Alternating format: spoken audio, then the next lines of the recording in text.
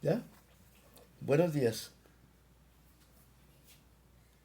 La doctora Vanessa Rose me ha solicitado una entrevista sobre mi vida y mi obra musical. Con mucho gusto la voy a responder. Mi nombre es Jesús María Vidal Arias y figuro en la lista de compositores huilenses. Voy a tratar de ser muy sintético para que la entrevista no se alargue tanto. Nací en un pueblito que se llama Campo Alegre. Está a 30 minutos de aquí desde Neiva, la capital huilense. Estamos situados a orillas del río Magdalena, en Neiva, Huila, en el valle del Alto Magdalena. Limitamos con el Cauca, con el Tolima, con el Putumayo, con el Caquetá, con los llanos orientales.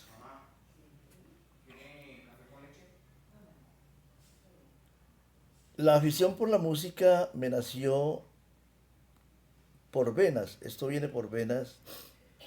Esto es genético, diría yo.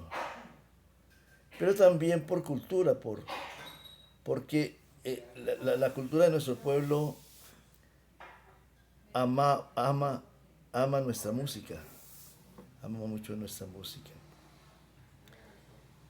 Después de haber estado 5 años en mi pueblo natal, mis padres, que eran campesinos, compraron una finca en Algeciras, Huila, al otro lado de la cordillera oriental, hacia el oriente, y nos fuimos a vivir allá. Y allá mi papá celebraba el San Juan. Me refiero al San Juan porque estas fueron unas fiestas tradicionales que los españoles, la mayoría de ellos, casi todos finqueros, grandes hacendados, que se posesionaron de estas tierras, la celebraban también en las vísperas, en las noches de las vísperas de San Juan, que era el 24 de junio. Ellos trajeron esas fiestas de España. Y ellos hacían el 24 de junio por la noche, hacían una fogata, unas fogatas, y se reunían a comer, a bailar y a beber, Y en esas fiestas, que a veces duraban hasta 2 y 3 días o más, no había ya, como de costumbre, apartheid social. No había, digamos, que los unos eran los patronos, los otros eran los trabajadores, los otros eran los caballistas, los otros eran los vaqueros. No, ya todos durante el tiempo en que se celebraban estas fiestas, todos se convertían en una gran familia, todos bailaban con todos, todos comían de la misma mesa, en la misma mesa, en las mismas paceras, porque no eran mesas sino paceras, y todos bebían en las mismas copas y departían muy sabroso. Eran unas fiestas muy hermosas. Yo recuerdo que mi papá, el día de San Juan, 24 de junio, estando en la finca de Algeciras, la finca de los negros se llamaba eso, era porque la quebrada era junto a una quebrada que llamaba la quebrada de los negros. Se levantaba a las 5 de la mañana, quemaba tres voladores, tres cohetes o voladores, y pegaba un grito larguísimo, decía, ¡Y San Juan! Pero un grito muy largo y muy fuerte, de tal manera que los vecinos de las fincas, que eran como 7 u 8, los Cleves, los Cuellar y los demás, una vez que escuchaban los cohetes y una vez que escuchaban el grito de mi papá, inmediatamente se venían para la finca. Pero también llegaban a la finca y que generalmente llegaban de primeros los músicos. ¿Quiénes eran los músicos? Los músicos eran un tiple, una guitarra, una bandola, un señor con un poco de flautas en una mochila o en un en un cargador, y alguien más con maracas o guacharaca o alguna otra, y un tambor, y un tambor. Iban llegando y mi mamá ya les tenía, ya había hecho una caldera de chocolate mi papá había puesto una pasera hecha con una pasera, una mesa o pasera hecha con guava picada, y sobre la guava picada había cogido hojas de plátano, las había suazado y las había puesto sobre la pasera, y sobre esas hojas de plátano estaba todo lo que era las vísceras del marrano. Entonces la gente ya iba llegando, iba comiendo, iba llegando, iba comiendo, y luego pasaba a la cocina y le servían su chocolate con harto pan, con harto bizcocho que mi mamá había hecho. Y más adelante ya, cuando los músicos empezaban a tocar, se prendía el baile y se prendía la beba de aguardiente hecho en casa, a pesar de que eso estaba prohibido por las rentas del departamento del Huila y que tenía cárcel a quienes hicieran aguardiente. Sin embargo, mi papá, por allá en el monte, en un zanjón, tenía unas cántaras grandes de arcilla, muy altas, así, altotas de arcilla, porque él era moletero, él sacaba panelas, él sacaba 10 20 30 cargas de panelas semanales. Entonces él de esa miel hacía el aguardiente, esa miel con otras hierbas que le echaba, hacía el aguardiente y lo destilaba ahí mismo con unos carrizos y una, con unos carrizos y una qué, y una caída de agua para que se enfriara. Entonces él sacaba el aguardiente. Y ese aguardiente era más sabroso. La hierba que le echaba era anís, era un aguardiente muy sabroso. Y entonces las fiestas duraban 2, 3 días. Generalmente cuando era de finca en finca no era sino un día. La gente turnaba un día aquí, el día de mañana donde fulano de tal, pasado mañana y así de finca en finca hasta que se acababan las fincas. Hasta que se acababan. Yo recuerdo que mi mamá nos contaba que mi abuelito era el flautista de la vereda muchos tiempos atrás de donde les estoy contando yo esto. Y que mi abuelito llevaba siempre un morralito lleno de flautas, 6, 8, 10 flautas, que él mismo construía de flauta de carrizo. Flauta de carrizo es una guadua, es, un, es, un, es una guadua especial, muy fina. Y él mismo construía las flautas, y él era el flautista de la vereda. Y contaba a mi mamá que mi abuelo se le perdía a mi abuela durante más de un mes, desde el 24 de junio hasta el 20 de julio. No volvía hasta después del 20 de julio, porque todo ese tiempo se lo había pasado con los carrangueros de la vereda tocando de finca en finca. Y la gente del pueblo solía celebrar más bien era en los ríos, al borde de los ríos, en las riberas del río Baché, en las riberas de la Toma, en las riberas del río Loro, del río La Ceiba, y en las riberas del río Aipe. Y también en las riberas del río, a las riberas del río llevaban todas las provisiones, llevaban músicos, llevaban de todo, llevaban bebida, comida. Y ahí iban con varias familias, 4, 5, 6, 8, 10 familias, y ahí pescaban y bailaban y comían y departían. Las fiestas de San Juan eran unas cosas muy hermosas. Pero lo más hermoso dentro de esas fiestas era la música. Era una música carranguera, pero no carranguera como la tenemos el día de hoy, sino carranguera con varios géneros, pasillo, bambuco, rumba, eh, guaracha, bueno, todo lo que usted quiera, de tal manera que la gente no cesaba de bailar, porque acababa de bailar un pasillo y luego ellos esperaban como 5 minutos mientras se tomaban un aguardiente o comían algo y luego tocaban una rumba. Terminaba la rumba y luego volvían a tomarse otro aguardiente y luego una guaracha y así. Entonces pasaba muy sabroso. Ahí empecé yo a cogerle como amor. Me pareció hermoso eso de la música hermoso que la gente tocara y que se escuchara eso tan sabroso. Yo era un niño de 5 años por ese momento. Mm, Pero les cuento otra cosa. Eso de que la música me llegó a mí por vena, también porque mi mamá nos contaba que mis tíos, es decir, los hermanos de ella, mi tío Leoncio Arias, Alfonso Arias y Juan Arias, tenían un trío, pero no cualquier trío, un trío de fama aquí en Colombia. Y un trío que iba de feria en feria, donde había feria, si había feria en Manizales, allá estaban ellos. Si había feria en Medellín, allá estaban ellos. Si había feria en Bogotá, allá estaban ellos. Si había feria en Cartagena, allá estaban ellos. Inclusive bajaron hasta el Ecuador. Ellos fueron hasta varios pueblos del Ecuador en tiempos de feria. Y yo los escuché a ellos alguna vez en el solar de, de sus casitas, alguna vez que se reunieron y estaban tocando todos tres.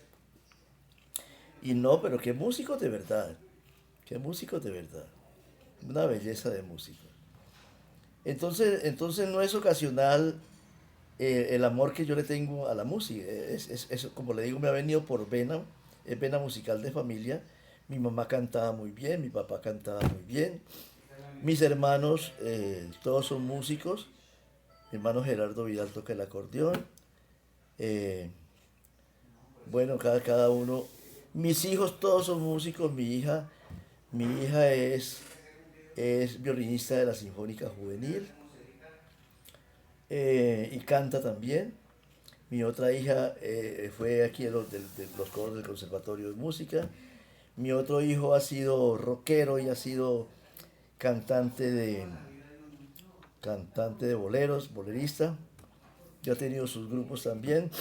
Es decir, y nosotros en ese momento tenemos un grupo musical de rajaleñas que tiene ya más de 20 años y ha ganado concursos en cantidades aquí en la región, en todos los municipios de acá cercanos, y por supuesto en los concursos de Neiva, para San Pedro, que se llama del Pitojuí, Aires del Pitojuí.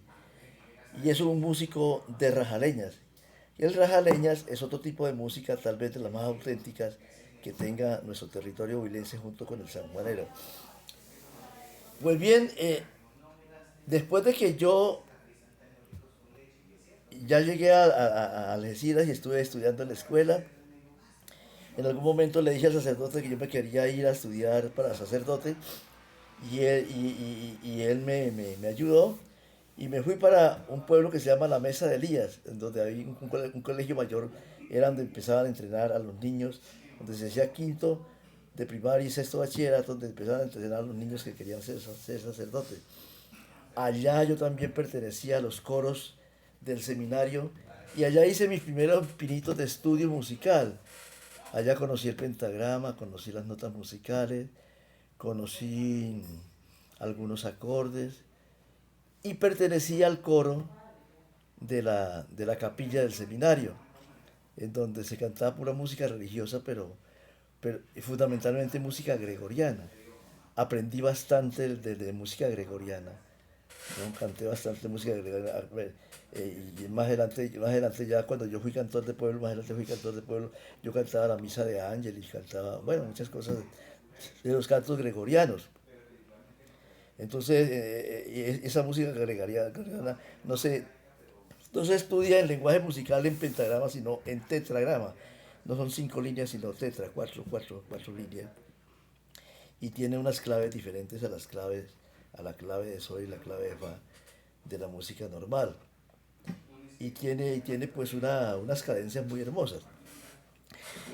Eh, Esa formación la iba yo tomando en el seminario hasta cuando ya pasé a Garzón, ya después de estar en la mesa de Elías, quinto de primaria y primero de bachillerato, ya pasamos a Garzón y estando en Garzón ya haciendo el resto del bachillerato y más adelante, entonces entré en los coros del seminario de Garzón que eran unos coros famosos, tan famosos que tan famosos que nosotros montamos una canción que se llamaba L'Emporta, una canción francesa, se llamaba L'Emporta. Y vino la televisora nacional a grabárnosla,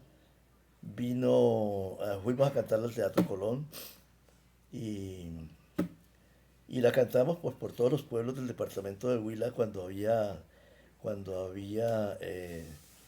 necesidad de que cuando nos invitaban a a las fiestas, a las fiestas religiosas de cada municipio. Entonces, ese coro del seminario nuestro, del seminario de Garzón, era un coro famoso aquí en el departamento del Huila y alcanzaba a ser un poco famoso a nivel nacional. Y yo fui primera voz en esa canción y en otras canciones, y en varias, muchas otras canciones. Yo fui primera voz, éramos los de primera voz, éramos como unos 6 o 7. Y así después eran canciones a 3 y 4 voces. Entonces uno ya tenía que leer partitura para poder cantar. Eh, pero además, en ese momento, mientras leía partitura para poder cantar también, me acerqué un poco al teclado del organillo de la capilla del seminario y un sacerdote me dio las primeras nociones para aprender un poco de teclado. Allí pude entonces ya por lo menos poner los acordes principales para poder cantar algunas canciones religiosas y algunas otras canciones propias y particulares que me gustaban a mí. Eh, Después me retiré del seminario. Me retiré del seminario, me fui a vivir a Campo Alegre. En Campo Alegre tuvimos un grupito musical mínimo y con eso celebrábamos las fiestas de San Pedro. Ya el San Pedro ya funcionaba, ya no era San Juan sino San Pedro. O las de San Juan también a veces. Y, y finalmente me trasladé a Neiva. Ya trasladado a Neiva, inicié estudios en la Universidad Subcolombiana. Ya fui profesor de algunos colegios, como el Padre Ramírez, como el Santa Librada, y empecé a estudiar en lo que era la Universidad Surcolombiana, lo que es la Universidad Surcolombiana el día de hoy, que antes no se llamaba Universidad Surcolombiana, sino Instituto Universitario Surcolombiano, ITUSCO.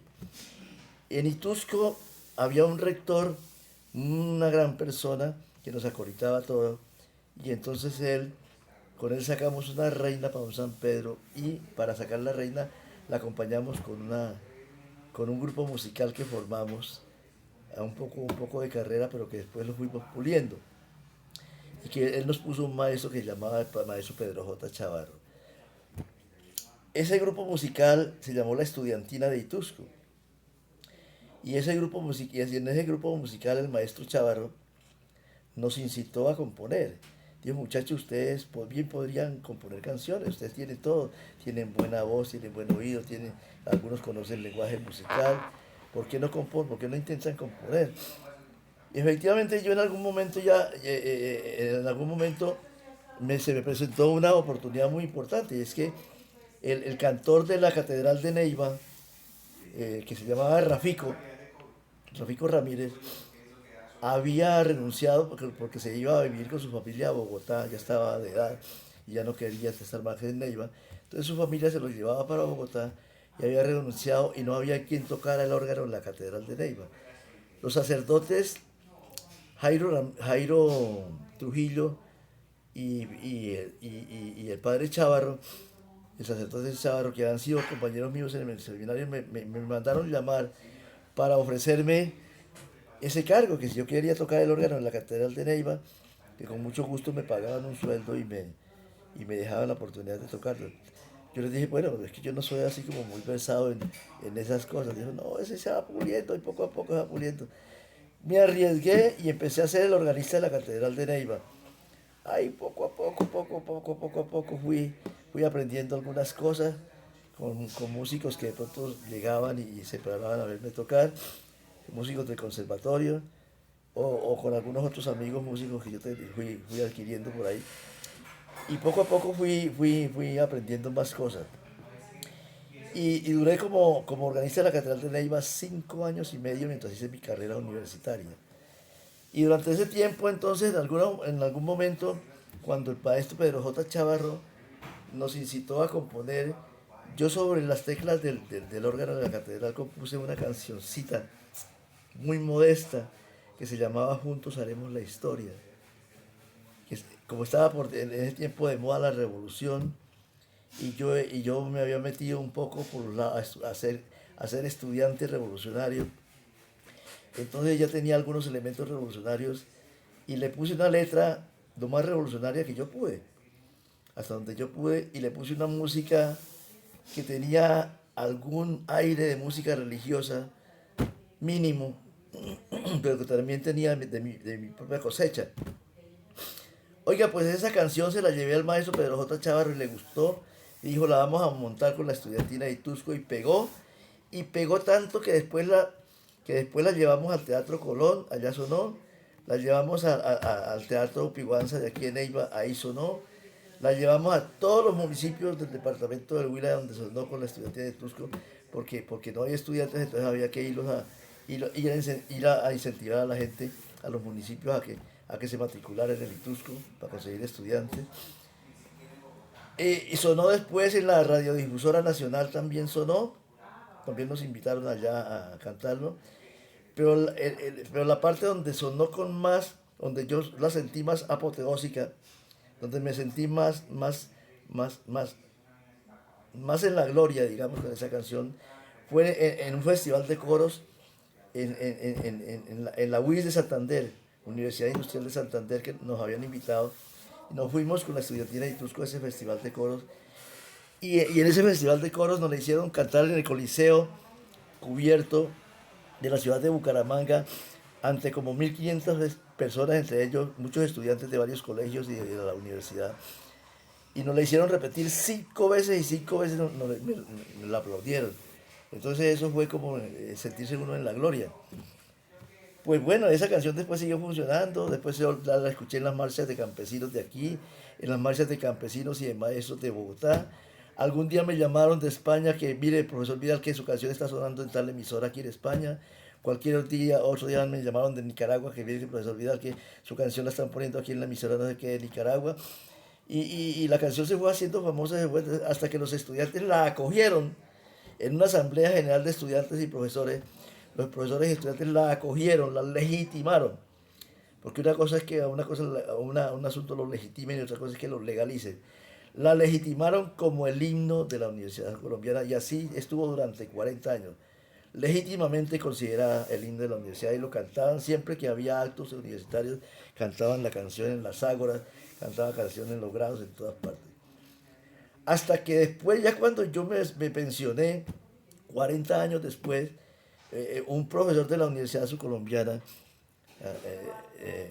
hizo una encuesta para ver qué acogida tenía la canción y la encuesta le dio más del 80% y entonces hizo un proyecto, lo llevó al Consejo Superior y el Consejo Superior ya no solamente aceptó la legitimación, sino que legalizó, ya fue legalizada la canción como himno de la Universidad Subcolombiana. Me pidieron que si se la regalaba a la universidad, yo se la regalé. Me, me, me, ¿Y qué? Y me hicieron un acto muy hermoso con la banda sinfónica del Huila, los coros de la universidad y un cantante de ahí mismo de la universidad. Y me dieron en pergamino, me dieron el acuerdo por el cual fue legalizada la canción como himno de la universidad. Es obligatorio en este momento cantarla en todos los actos de la universidad, así dice el acuerdo. Y, y bueno, ya funciona. Ya esa canción no es mía, ya no es de Jesús Vidal, esa canción es de la universidad. Ya esa canción no se llama Juntos Haremos la Historia, se llama Himno de la Universidad Subcolombiana. Pero hay otra canción que también me ha hecho, digamos, famoso. Y no sé si más que el himno de la Universidad Subcolombiana o igual, pero es una canción que también me ha hecho famoso, que se llama Pueblo de la Gaitana. Pueblo de la Gaitana a mí se me ocurrió recoger la historia del departamento del Huila, de la región surcolombiana mejor, de la región surcolombiana, pero en especial del departamento del Huila y de Neiva. Recogerla en 3 actos. Antes de venir los españoles acá, primer acto.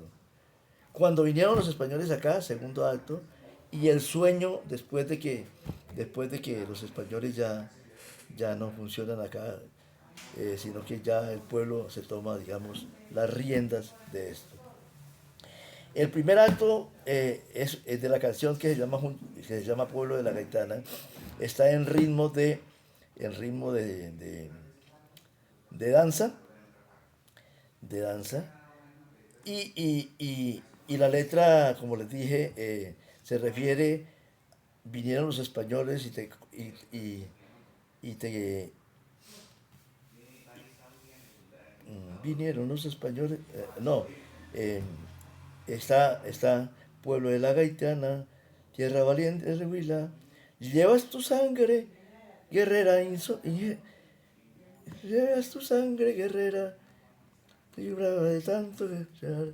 Bueno, esa primera parte es una parte entonces donde se hace como la narración de cuando los españoles vinieron, nos tomaron, nos vencieron en la batalla y no nos quedó sino el honor nuestro nomás, lo demás nos lo quitaron todo, las tierras nos las quitaron, nos quitaron todo. Viene luego la segunda parte que cuando ya la gente de aquí se revela con los españoles. Esa ya está en otro ritmo, en el ritmo de San Juanero, ¿no? Y ya es con tamborcito y todo, ya es otro ritmo bien bonito. Y entonces ahí se describe cuando los nuestros derrotan a los españoles y, y ponen un gobierno propio y esto se convierte en república nuestra. Y viene una tercera parte que es como el mismo, es como parecido también al sueño de, al sueño de nuestro gran compositor, eh, bueno, al gran sueño de nosotros los que queremos queremos que las cosas no se queden ahí, que es que algún día seamos todos hermanos, podamos vivir como hermanos, podamos vivir eh, sin necesidad de que haya, de que haya esas cosas tan graves que hay en estos países nuestros, ¿no? Corrupción, ni que haya eh, apropiación de las cosas nuestras, ni que haya esclavitud, ni nada de esas cosas, ¿no? Eh, eh, sino que queremos que ese sueño se cumpla algún día y podamos vivir verdaderamente una vida como hermanos. Entonces esa ya está en ritmo de guabina y, y por supuesto que por eso llama mucho la atención.